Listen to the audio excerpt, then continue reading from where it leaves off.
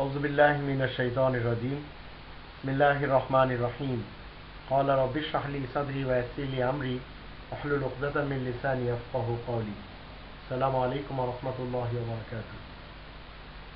আমরা সবাই যদি আজ এটি স্থির করতে পারি যে চলুন সবাই আমরা সেই ইসলামের সোনালী যুগে ফেরত যাই, সেই আহলে কোরআনদের সোনালী যুগ, যে যুগে শুধু কোরআনওয়ালা ছিল। কোরআনের 21 নম্বর সূরা আল আম্বিয়া এর 6 নম্বর আয়াতে আল্লাহ বলছেন, ওমা আরসালনা ক্বাবলাকা ইল্লা রিজালান নূহি ইলাইহিম ফাসআলু আহলা যিকরি ইন কুনতুম লা তা'লামুন। আর আমি প্রেরণ করেছি তোমার পূর্বে যাদের উপরে আমি ওহী নাজিল করেছি তারা পুরুষ ছিল সবাই, আর তোমরা সকলেই মিলে আহলুজ জিকির যারা রয়েছে যদি তোমাদের জানা না থাকে তাদের কাছে জিজ্ঞেস করতে পারো। আহলুজ জিকির মুসলিমদের একটি বিশেষ উপাধি হলো এরা আহলুজ জিকির। আর আহলুজ জিকিরকে যদি আমরা বাংলা ভাষায় আহলুল কোরআন বলি তাতে কোনো ভুল হবে না, কারণ কোরআনের 15 নম্বর সূরা আল হিজরের 9 নম্বর আয়াতে আল্লাহ বলেন, ইন্না নাহনু নাযালনা যিকরা ওয়া ইন্না লাহু লাহাফিজুন। নিশ্চয় আমি এই জিকির নাজিল করেছি এবং আমি এই জিকিরের হেফাজতকারী যথেষ্ট। আল্লাহ রাব্বুল আলামিন জিকির নাজিল করেছেন। জিকির মানে কোরআন।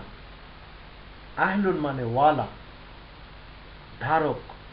যারা কোরআনের ধারক, যারা কোরআন ওয়ালা, এরাই মূলত মুসলিম। কোরআনের 16 নম্বর সূরা আন-নাহল এর 43 এবং 44 আয়াতে আল্লাহ বলেন, ওমা আরসালনা মিন ক্বাবলিকা ইল্লা রিজালান নূহি ইলাইহিম ফাসআলু আহলা যিকরি ইন কুনতুম লা তা'লামুন বিল বাইয়িনাতি ওয়াজ জুবুর ওয়া আনজালনা ইলাইকা যিকরা লিতুবাইয়িনা লিন-নাস মা নুজিলা ইলাইহিম ওয়া লাআল্লাহুম ইয়াতাফাক্কারুন। আর আমি তোমার পূর্বে ওহী নাজিল করেছি পুরুষদের কাছে। যারা আহলুল কোরআন রয়েছে, আহলুল জিকির রয়েছে, যারা কোরআন ওয়ালা রয়েছে, তোমাদের যদি জানা না থাকে তাদের কাছে জিজ্ঞেস করো। বয়ানের গ্রন্থটি এই, টুকরার গ্রন্থটি এই, 6348টি জুবুর রয়েছে এর ভিতরে। ওয়া আনজালনা ইলাইকা যিকরা, আর আমি তোমার দিকে নাজিল করেছি যিকির আল কোরআন, লিতুবাইয়িনা লিন-নাস, যেন মানব সমাজের জন্য সেটা বয়ান করা যায়, মা নুজিলা ইলাইহিম, যা তাদের দিকে নাজিল হয়েছে, ওয়া লাআল্লাহুম ইয়াতাফাক্কারুন, যেন তারা একটু চিন্তা শক্তিকে কাজে খাটাতে পারে। যদি ইসলামের ইতিহাস কোরআনের দৃষ্টিতে আমরা রাসূলকে দেখি তাহলে রাসূলে কারীম প্রথম আহলুল জিকির ছিলেন, আহলুল কোরআন ছিলেন। সাহাবারা আহলুল কোরআন ছিলেন, আহলুল জিকির ছিলেন। তাবেঈনরা ছিলেন, তাবেঈনরা ছিলেন। কিন্তু তারপরে কি হয়েছে?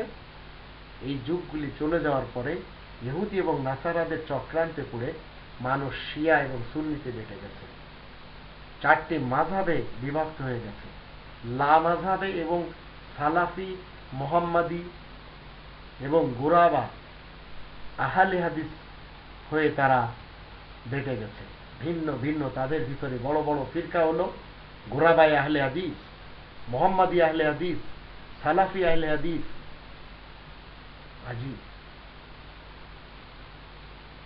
কিন্তু আল্লাহ রাব্বুল আলামিন যে কোরআন রাসূলের দিকে নাজিল করেছেন, সেই রাসূলের সোনালী যুগে, সাহাবাদের সোনালী যুগে এই ধরনের লামাযহাবী এবং মাযহাবীদের চক্রান্ত ছিল না।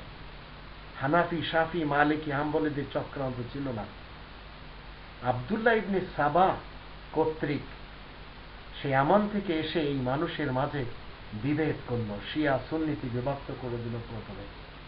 তারপরে আস্তে আস্তে আস্তে খাওয়ারিজ, তারপরে আস্তে আস্তে আরো কত ফিরকা পার্টি তৈরি হতে হতে ফাইনালে সেই শিয়া সুন্নি, হানাফি, শাফি, মালিকি, হাম্বলি, মাতুরিদি এইভাবে আসতে থাকলো। আর আজ সেই লাল ইংরেজদের রেখে যাওয়া ভারতবর্ষে সবচেয়ে বেশি এই ধর্মের নামে যে বিভেদের যে রাজনীতি তারা করে গেছে, তারা তাদের খাদেমদেরকে যেভাবে রেখে গেছে আজও সেইভাবে তারা রয়েছে।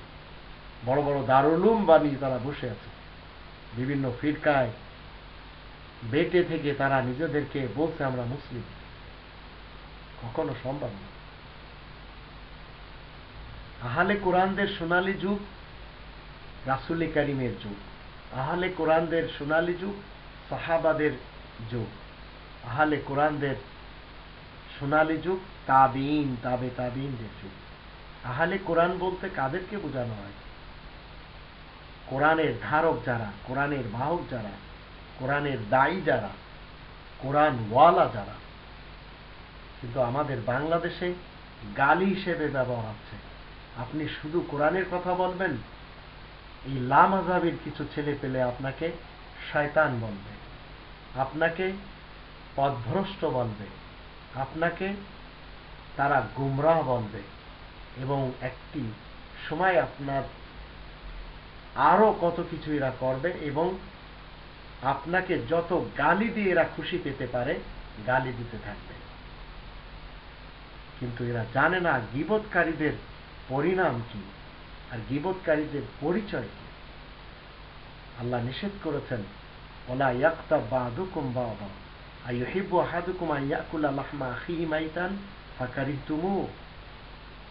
গীবতকারীরা মূলত আপন মৃত্যু ভাইয়ের মরা লাশের গোশত খায়, যা আমাদের বাংলাদেশে সুন্নি এবং শিয়া, দেওবন্দি এবং বেরেলভি, পীরতন্ত্র এবং লামাযাবিদের ভিতরে আমরা দেখতে পাচ্ছি। এরা জগা খিচুড়িতে পরিণত করেছে ধর্মকে।